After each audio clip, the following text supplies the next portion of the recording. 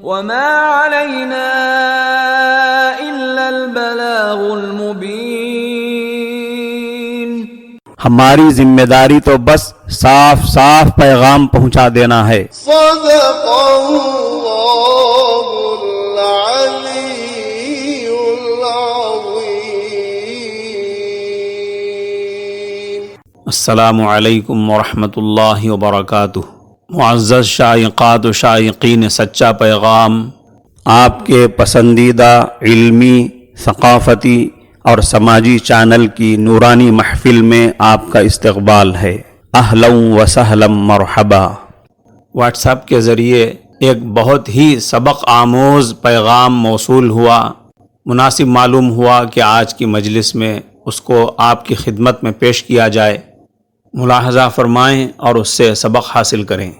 South Africa میں ایک university کے دروازے پر لکھے ہوئے فکر انگیز جملے: کسی قوم کو تباہ کرنے کے لیے ایٹم بم اور دور تک مار کرنے والے میزائل کی ضرورت نہیں، بلکہ اس کے نظام تعلیم کا معیار گرا دو اور طلباء و طالبات کو امتحان میں نقل لگانے کی اجازت دے دو، وہ قوم خود تباہ ہو جائے گی.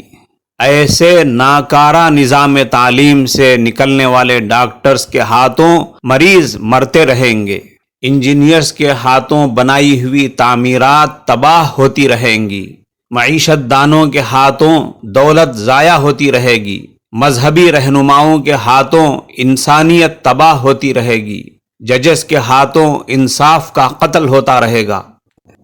نظام تعلیم کی تباہی پوری قوم کی تباہی ہوتی ہے. ان سبق آموز جملوں کو ایک بار پھر سماعت فرمائیں. کسی قوم کو تباہ کرنے کے لیے ایٹم بم اور دور تک مار کرنے والے میزائل کی ضرورت نہیں، بلکہ اس کے نظام تعلیم کا معیار گرا دو اور طلباء و طالبات کو امتحان میں نقل لگانے کی اجازت دے دو، وہ قوم خود تباہ ہو جائے گی. ایسے ناکارہ نظام تعلیم سے نکلنے والے ڈاکٹرز کے ہاتھوں مریض مرتے رہیں گے، انجینئرز کے ہاتھوں بنائی ہوئی تعمیرات تباہ ہوتی رہیں گی، معیشت دانوں کے ہاتھوں دولت ضائع ہوتی رہے گی، مذہبی رہنماؤں کے ہاتھوں انسانیت تباہ ہوتی رہے گی، ججز کے ہاتھوں انصاف کا قتل ہوتا رہے گا. نظام تعلیم کی تباہی پوری قوم کی تباہی ہوتی ہے.